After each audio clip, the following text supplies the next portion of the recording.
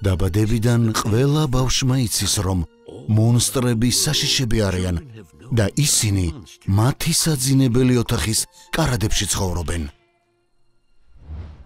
მონსტრები განსაკუთრებით ძილის დროს ხდებიან სასტიკები. მე და ჩემი ბეკეკა გუშინ გვირილებს კორტნიდით. მაგრამ ჯერ მონსტრების უნივერსიტეტი უნდა დაამთავრონ. მონსტრების უნივერსიტეტი სამდეშია. კარგი, ხო, ბევრი ვიცინე.